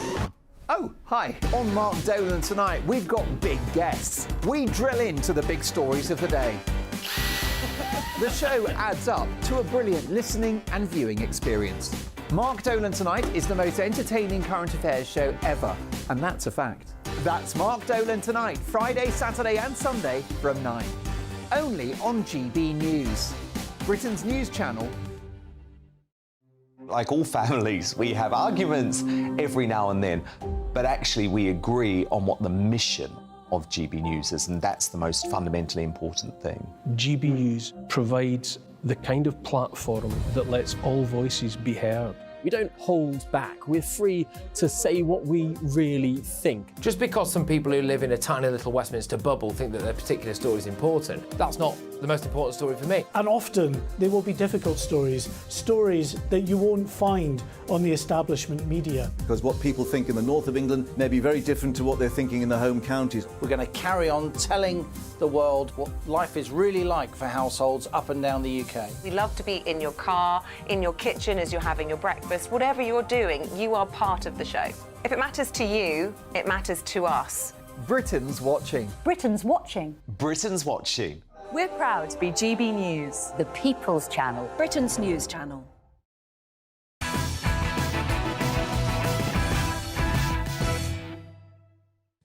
The king of comedy, Jim Davidson, is live and uncancelled soon. But first, it's time for former royal butler and close friend and confidant of the late Miss Diana, Paul Burrell. His son, Harry landed solo in Tokyo yesterday before shocking the International Sports Promotion Society's Sports Values Summit by admitting he'd happily leave his life in the States behind. Every single element of the Japanese culture is really unique and very special. I noticed it my first visit in 4 years ago when I came for the Rugby World Cup, and I would happily live here if you'd have me. The American dream seems to be suiting wife Meghan much better, though, as she celebrated her birthday earlier this week in Santa Barbara by attending a Barbie screening with girlfriends, but without her hubby. Amidst stateside reports that she will be relaunching herself on Instagram as @Meghan, and maybe she's not missing Harry too badly. She's also attended a Taylor Swift concert in Los Angeles last night alongside her British bestie, Lucy Fraser. So, Paul, after previously being stuck together like glue, remember they called themselves salt and pepper. They would only go together. Increasingly, doesn't this look like the Sussexes are preparing for professional lives apart? I agree with you, Dan. I think things are changing in California. This is the next step in Meghan reinventing herself after so much controversy. She seems to be separating her private life and her business life and preparing herself for the next step. And I think this platform on which she's creating @Meghan is the future of solo deals, which she will complete by herself. And I think that world is going to be film, beauty, fashion, and even politics. And watching Harry in that clip just now, I can't quite believe what I'm hearing. I don't think for 1 second that Harry and Meghan are going to swap their wonderful life in California for a life in Japan. I think Harry is just being over-polite and pleasing his hosts. It's a shame that in that speech he made, he said that he likes to give hard work, dedication, and partnership.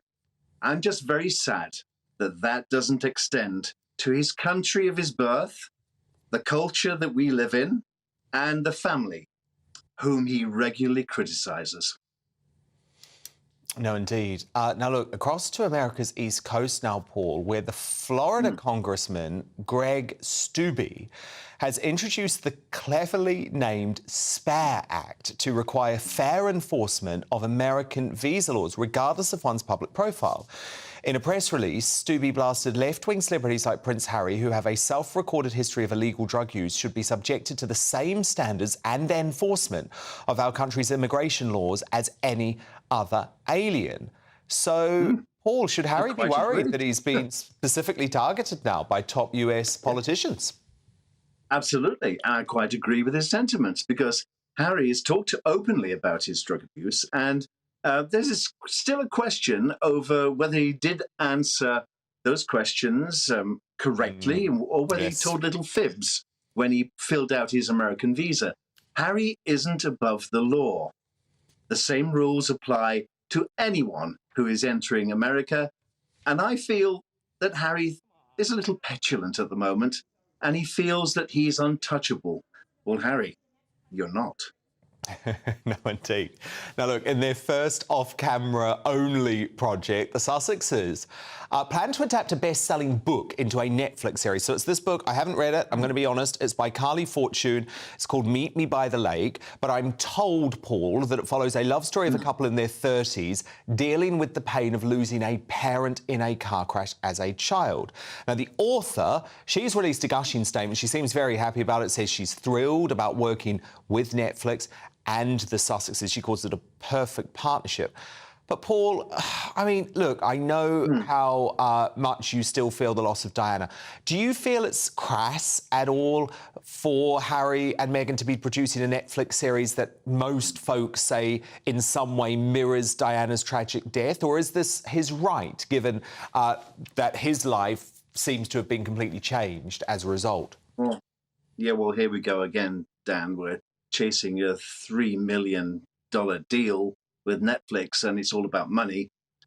We all witnessed the devastation of Princess Diana's death, but Dan, a lot of people witness the loss of loved ones through road traffic accidents, and I think people have forgotten that. It's not just Harry, it's everyone else. I'm hoping in my heart that this depiction shows compassion and empathy, because it could be a good platform on which to level that. If it's handled in the right way, it could reach people. I'm hoping that it is handled carefully. It could turn out to be very crass, though. And what I'm puzzled about is there are some amazing producers in Hollywood, and these two have no track record in producing an adaptation of a book. So are Netflix just paying for their names to be labelled all over this? Seems I think so. that might be the case. Yeah, it does seem so, because we've learned that it's Netflix who's paid the £2.3 million for the rights. And I would just say to Carly Fortune, you know, this author, you know, why on earth have you chosen these two to make your book? Because everything they turn at the moment turns to the opposite of gold, if you know what I'm saying. Yes, it's not going right, is it? No, indeed not. But Paul, look, the Daily Mirror. No, you're still with us. You're still with us. Daily Mirror. I'm still with you. Revealed today on their front page, Paul, that it's William and Kate who are going to lead tribute on the anniversary of the late Queen's death, with some sort of message to the nation, while the King actually has a quiet day of reflection while he's at Balmoral. So, number one, is it right for Kate and Wills to take the lead on this day? And also, what do you think about the fact that King Charles hasn't invited the Sussexes to be part of the sort of informal commemoration, even though, Paul, they're not far away, they're not going to be in Montecito, they're actually going to be in Germany for the Invictus Games? I don't think the King had any idea of inviting Meghan and Harry to this event, because he considers this to be a family event, his close family event. Our late Queen was the beating heart of our nation. She was the beating heart of that family. I still miss her today. It's going to be difficult for the King. I know it is, because he had to witness the death of his mother before he got the top job, as Princess Diana called it. So it's very difficult for him. But he's handed the baton to William and Kate, because I think that's quite classy, because they are our King and Queen in waiting. They're waiting in the wings. And let's face it, at 74 and 76, our new King and Queen aren't spring chickens. And I think William and Kate are there to help as much as possible. This is their first real duty on behalf of the King.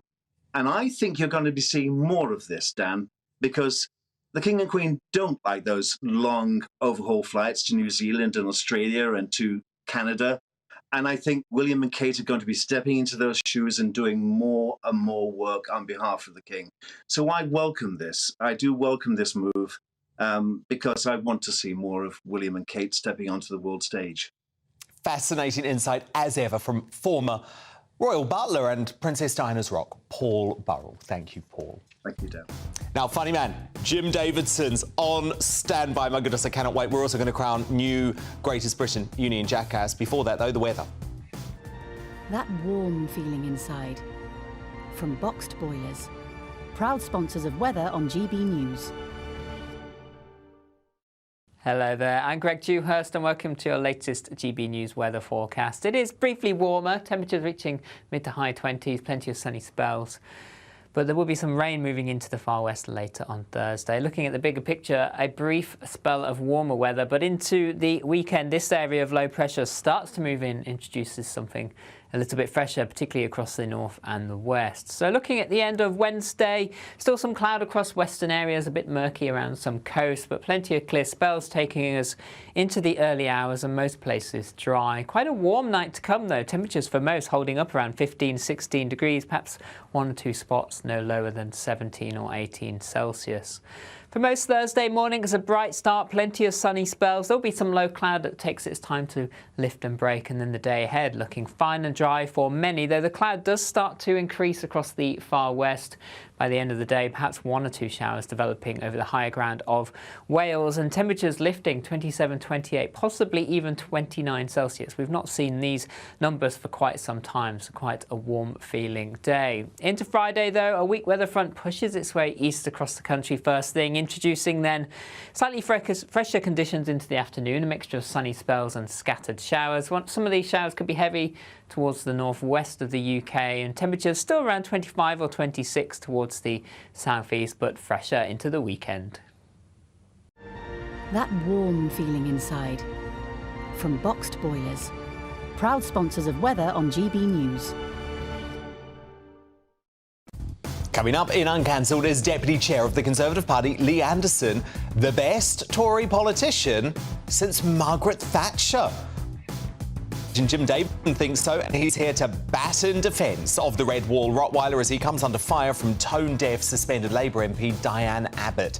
But next, in the media buzz, there's been plenty of reason to think the SNP have finished in recent years, but the indie-obsessed rabble-rouse is obliged again today by calling gender-critical people white supremacists. Meanwhile, scheming Sturgeon's spending spree using public cash has been exposed, and she's cashing in with a new book too. My Superstar panel delve in straight after this. Monday to Thursday nights on GB News. At 6, it's Dubes & Co. 7 o'clock, Farage. At 8, join Jacob Rees-Mogg. And at 9, Dan Wootton Tonight, followed by headliners on TV, radio and online. This is GB News. Now then, Lee Anderson here. Join me on GB News on my show, The Real World, every Friday at 7 p.m. I'm not eating bloody cat. Are you Delicious. mental? Open your mouth. OK, here comes a train. Reminds me of the scene in Singing in the Rain. Adam, is that a good one? Whoa! Join me at 7 on GB News, Britain's news channel. Join me, Camilla Tominey, on Sunday mornings from 9:30, taking the politicians to task and breaking out of SW1 to see how their decisions are affecting you across the UK. Bursting the Westminster bubble every Sunday morning, only on GB News, the People's Channel. Britain's watching. Join us every night on GB News at 11 p.m. for Headliners, which is 3 top comedians going through the next day's news stories, which is exactly what you need, because when the establishment has gone crazy, you need some craziness to make sense of it. So join us 11 p.m. every night on GB News, the People's Channel, Britain's news channel. I'm Andrew Doyle. Join me at 7 o'clock every Sunday night for Free Speech Nation, the show where I tackle the week's biggest stories in politics and current affairs with the help of my 2 comedian panellists and a variety of special guests. Free Speech Nation, Sunday nights from 7 on GB News, the People's Channel, Britain's news channel. Every Sunday from 11, join Michael Portillo. There will be topical discussion, looking at the week before and the week to come. So kick back and relax at 11 a.m. on Sundays on GB News with me, Michael Portillo. GB News, the People's Channel, Britain's news channel. I joined GB News because I was sick and tired of not hearing my views being represented, not just mine, but so many people that I knew and spoke to. I just couldn't get my voice out there. I couldn't say anything. I couldn't do anything. Whatever the narrative was, I kind of had to follow it. GB News is there to provide a voice for those who have been ignored by the establishment media. We think different things. We've got a different style. GB News is here to be optimistic and positive about the future. It's real kind of dynamic and flowing, with the audience very much at the heart of it, like a big family. Here at GB News, we talk about the things that matter to you. Hearing the voices from right across our towns and cities, especially our towns. All sides of the argument represented with a heavy dose of opinion. We're on a mission here to make a difference. And the GB News family really is here for you, and whatever time of day you can watch or listen. Britain's watching. Britain's watching. We're proud to be GB News, the People's Channel, Britain's news channel.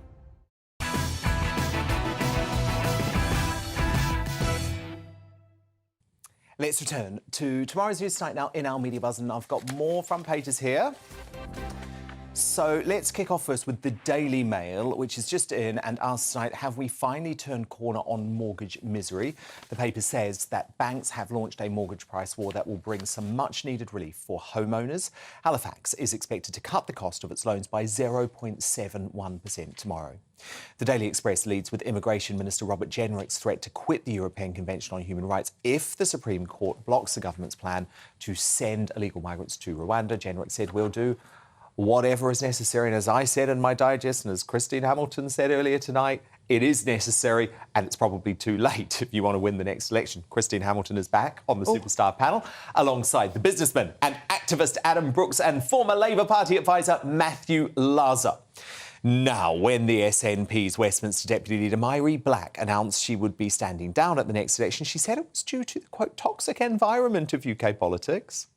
The thing that makes me tired is Westminster. I think it is one of the most unhealthy workplaces that you could ever be in. It's a toxic environment. Little bit ironic, given the utter poison she came out with at the Edinburgh Fringe Festival last night, as she called critics of her party's gender self-ID reforms, quote, bad actors and 50-year-old Karens who are comparable to white supremacists. So, Christine Hamilton, Mairi Black, loves talking about how toxic Westminster is, but simply because a biological woman like you doesn't want to share a prison cell or a hospital ward with that bloke Adam Graham, remember the one who claimed that he was Isla Bryson? Isla Bryson, yes. You're a white supremacist and a Karen, Christine. Apparently I am. I mean, all these things get thrown at me. I'm certainly not a 50-year-old Karen. I wish I was. You look it, though. Oh, thank you. I mean, I'm a TERF, I'm a Karen. I mean, goodness knows all these ridiculous labels. It's... I mean, Nicola Sturgeon has done a massively wonderful job of destroying the SNP in Scotland. She's dedicated her entire life to the breakup of the United Kingdom. North Britain, they hate being called North Britain, but that is basically what they are. And it's all exploded. She's kind of been... I mean, during the French Revolution, Robespierre got sort of blown up by his own... reign of terror. She's had a reign of terror up in Scotland and it has consumed her. Goodness knows what the next chapter of the Sturgeon saga is going to be. Apparently 9 publishing houses were competing for her memoirs. And I'm she's actually going to make talk a about fortune out of all in that. just a moment. Okay. But Adam, when it comes to this comment from Mairi Black, I mean, she is a little disciple of Sturgeon, isn't she? She's one of Sturgeon's nasty little protégés. And I think what stuns me most is the total lack of acceptance that it is possible to have a different political view about a controversial view, like extreme gender ideology, without being a white supremacist. I know. I'm going to add white supremacist to the names that I've been called, you know, for everything else. You're definitely one of those. These people are deranged. They have no idea that the majority of this country are against this gender nonsense. Again, I'm a father of 2 girls. They will not be growing up in a future, well, I won't let them grow up in a future, where men can put on dresses and go into toilets or can be put into their spaces or their sports. You know, we are the majority. And I just hope viewers get the courage, you know, to speak out on social media without being labelled by these people. This is the trouble. It's the labelling that makes normal people, not people like us... terrified. They are terrified to speak out because they see what happens to people who do speak out, people like you. Well, of course they are, because Mairi Black, it's almost like a threat, isn't it? This is a left-wing threat, Matthew Laza. You know, if you dare to challenge this political position, which, by the way, is not backed up by any of the science that any of the 4 of us would have been taught at school, if we dare to challenge that, we're going to be called all sorts of names, which actually, for some folk, result in a loss of employment. So that's why lots of people just decide to say nothing. I mean, I think that Mairi Black is just about the worst advertisement for the sort of progressive politics that we should have. Yeah. I mean, the most toxic... Her and Diane Abbott. Well, yeah, absolutely. Well, I was pretty firm on Diane Abbott in the first hour, so I'm going to be firm on Mairi Black in this hour. The most toxic political experience I've had was the 2014 Scottish referendum. It's the only time I've ever felt... This is versus the Nats. It's the only time I was working for the then leader of the Labour Party, Ed Miliband, and, you know, thankfully without a camera around. We were spat at, harassed. Iron brew was thrown at us, and then not with Ed, but on the very day, you couldn't make it up. And on the very day of the... How dare they waste the most brilliant drink in the world? And it is made from girders, as we know. I imagine it stains. Luckily, I managed to duck. You know, it was absolutely... I mean, being serious, it was absolutely horrible. I've never felt... On the night of the referendum, I remember being told not to open my mouth on the Glasgow Underground because we weren't with, you know, just with Scottish Labour people campaigning. Because of people like Absolutely. Black. So I'm not prepared to listen to Mary Black on toxic politics. But I want to stick with the Scottish separatism delusion now, because it's emerged that Skene Sturgeon splashed £14 million of taxpayer cash on VIP travel upgrades and yoga classes when she was First Minister. But the arrested ex-leader is really going to be cashing in on her time of office with the announcement today that her memoir will be published in 2025. Sturgeon said it would be personal and revealing, but hasn't come up with the title of the book yet. So we had a bit of a think. How about how to lose referendums and alienate people? Sturgeon promises to talk about what she is proud of and to be frank about her regrets in the memoir. Adam Brooks, this is, again, a fascinating example, I think, isn't it, of how the Liberal elite look after themselves. Because, of course, in this announcement today, there was absolutely no reference to the SNP financial scandal. And while, of course, Sturgeon has been arrested and no charges have been laid, it feels like this could be quite a significant footnote to a political career, depending on what happens. This shows the contempt that these sort of politicians have for us plebs. You know, they think they are far above us, especially her. You know, I really have no time for Nicola Sturgeon. And, you know, one thing I will thank her for is this gender reform bill has opened tens of millions of people's eyes in this country about how absurd the position has become with all this. But look, and it brought her down. And it brought her down, which was good. But look, the SNP are finished. I've got a lot of Scottish customers as well that say all trust is lost in that party. I mean, it's probably not good for the Conservatives because I think Labour are going to romp home in Scotland now. Well, certainly made progress. They are finished. The trust has gone. Did you agree? Absolutely. I mean, I've just made a little list here of her achievements. Life expectancy in Scotland down, drug deaths up, budget deficit up, NHS achievement down. I mean, this is despite the fact that for every £100 spent on an English taxpayer, £126 is spent on a Scottish one. I mean, her achievements are zero, except for destroying her own party. COVID tyrant. In saying that, I'm going to be honest here. I want to read the book.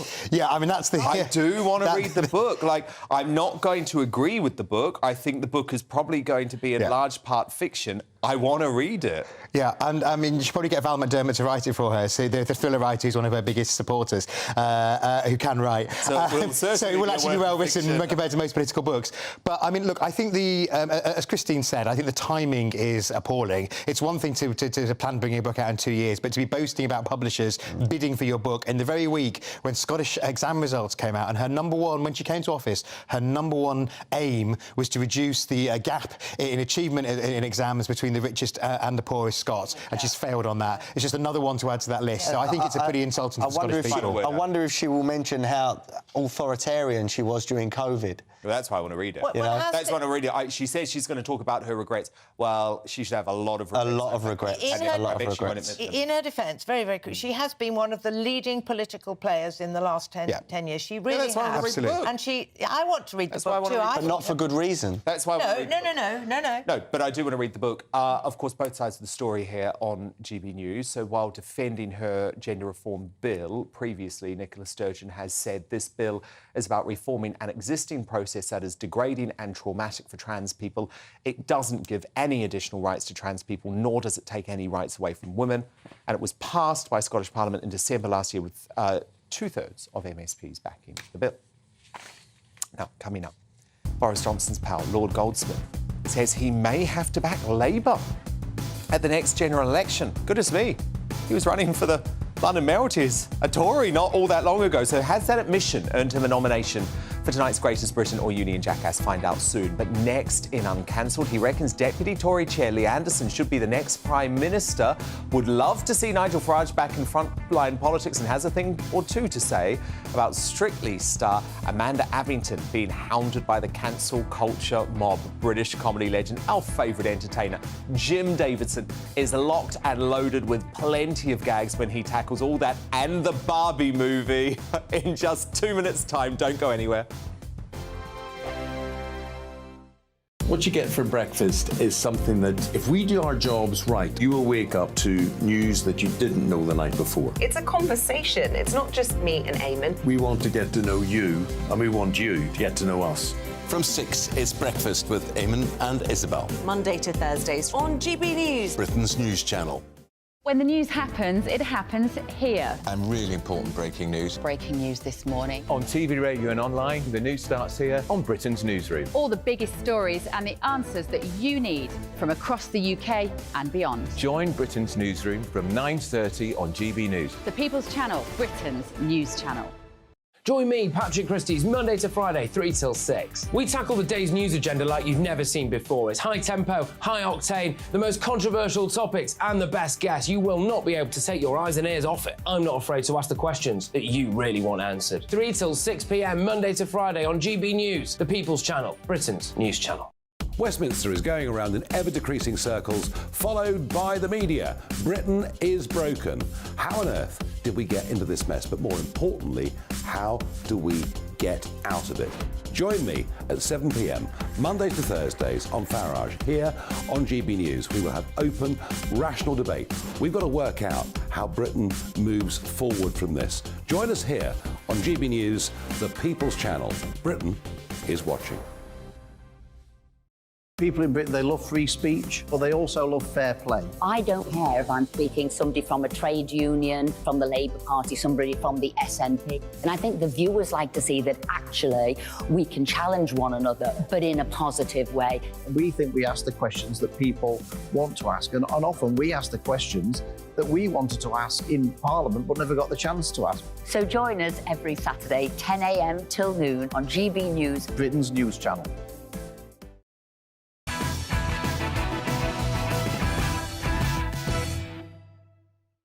Time now for Uncancelled. And this is where Britain's top commentators speak out on controversial issues without the fear of the cancel culture sweeping the rest of the media.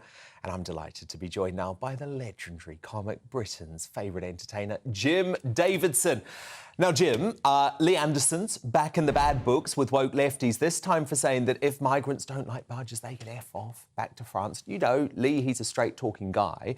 But in a truly revolting tweet, Jim, that has since been deleted, Labour's Diane Abbott politicised the deaths of 41 migrants off the coast of Italy, writing, "These migrants have indeed effed off to the bottom of the sea." Now, Abbott has been suspended from the Labour Party since April, Jim, after Starmer deemed comments she made in the Observer newspaper to be anti-Semitic. But what did you make of those comments from Ms Abbott?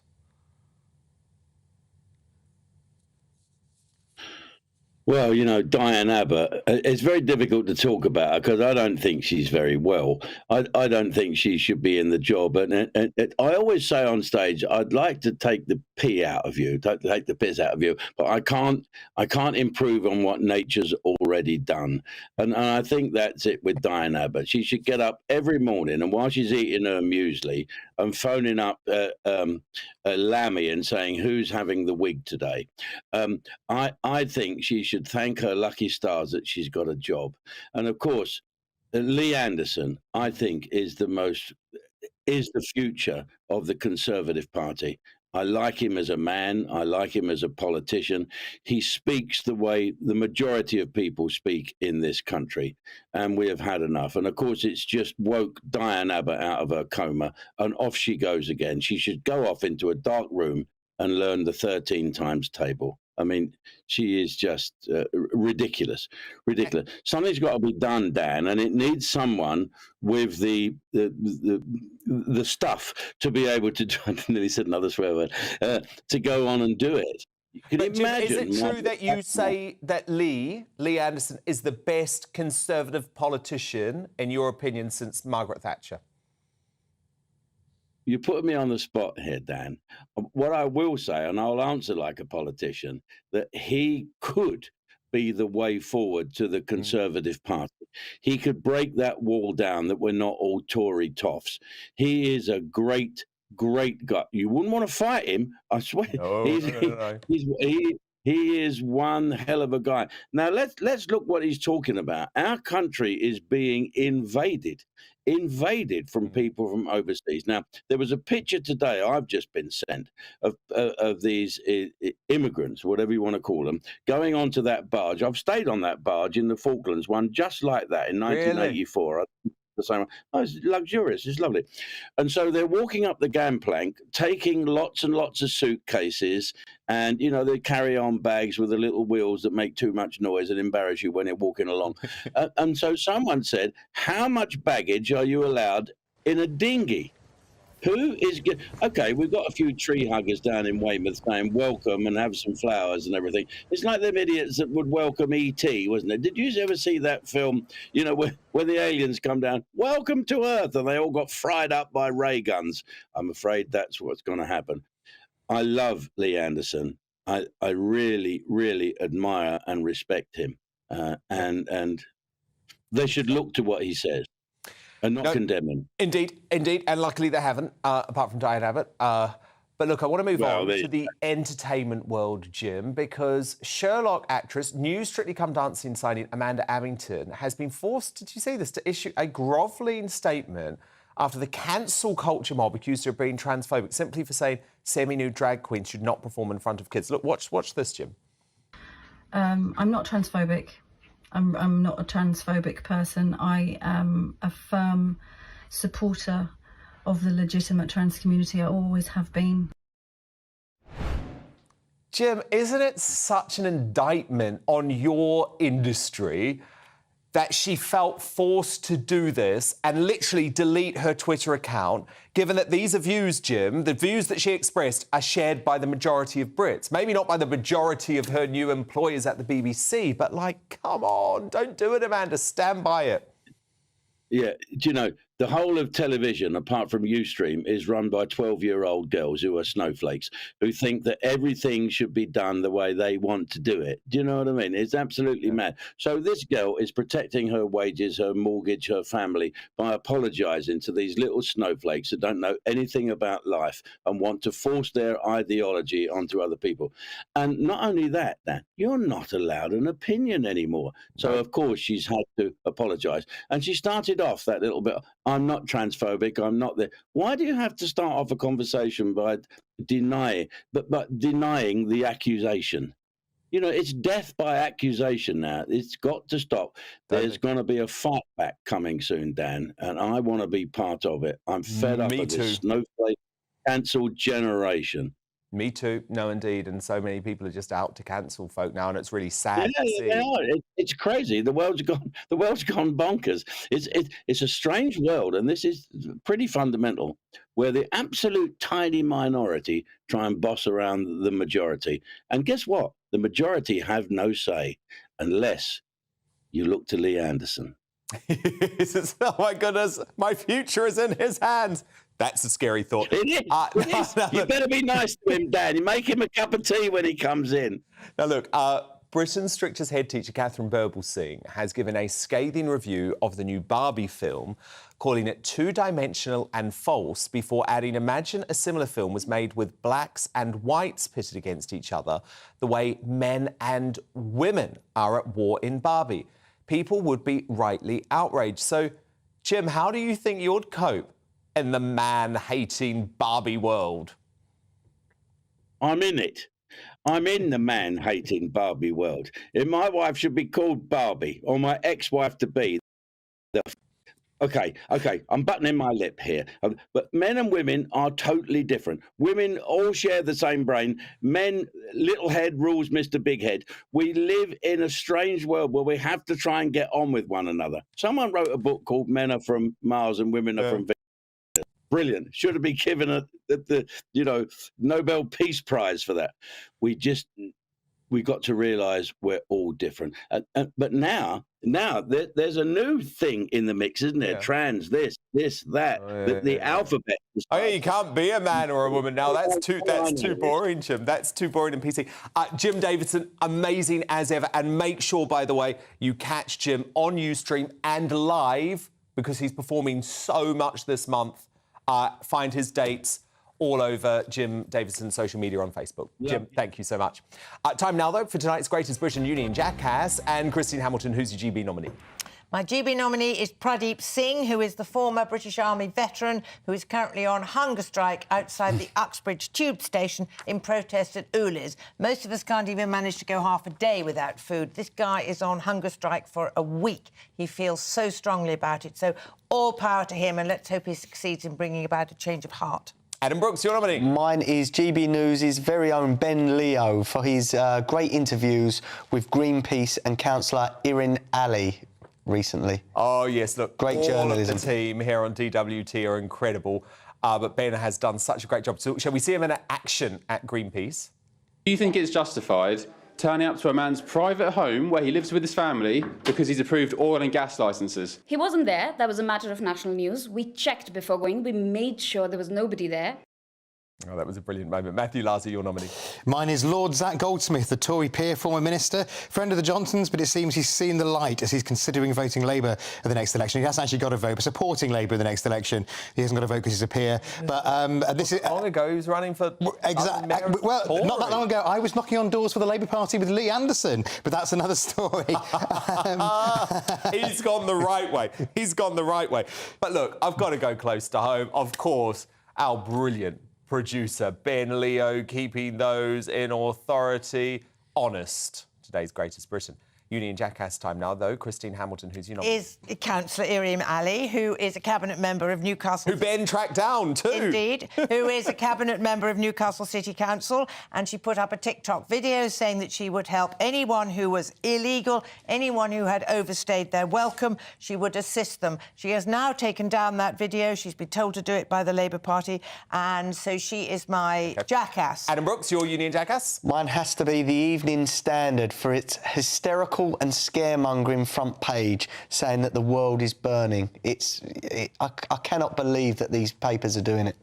And Matthew Larser, your Union Jackass? Mine's Nicola Sturgeon, for all the reasons we've been discussing, as she parades around her book deal, just as her record of failure in Scotland is ever clearer. Oh, wow. Tough choice. Am I going to win one for the first time? Tough choice for me tonight, because I actually could go for all three. I was totally outraged by that Evening Standard front page, I agree. But look, yeah, Matthew Larser, he doesn't usually win. So you won one. This is a miracle. Get the champagne out. At the same time, I do want to read the book. I Absolutely. have to admit it. It's a bit like Prince Harry and Spare. I'll read it in horror and then talk about it lots. I have no interest. Book, by the way, How to Lose Referendums and Influence People and Alienate People. Christine Hamilton, Adam Brooks, Matthew Larser, my superstar panel, thank you all so much. I'm back again tomorrow from 9 p.m. Next up, though, it's Headliners. Good night. The temperature's rising. Boxed Solar, proud sponsors of weather on GB News. Hello there, I'm Greg Dewhurst and welcome to your latest GB News weather forecast. It is briefly warmer, temperatures reaching mid to high 20s, plenty of sunny spells. But there will be some rain moving into the far west later on Thursday. Looking at the bigger picture, a brief spell of warmer weather, but into the weekend, this area of low pressure starts to move in, introduces something a little bit fresher, particularly across the north and the west. So looking at the end of Wednesday, still some cloud across western areas, a bit murky around some coast, but plenty of clear spells taking us into the early hours and most places dry. Quite a warm night to come though, temperatures for most holding up around 15, 16 degrees, perhaps one or two spots no lower than 17 or 18 Celsius. For most Thursday,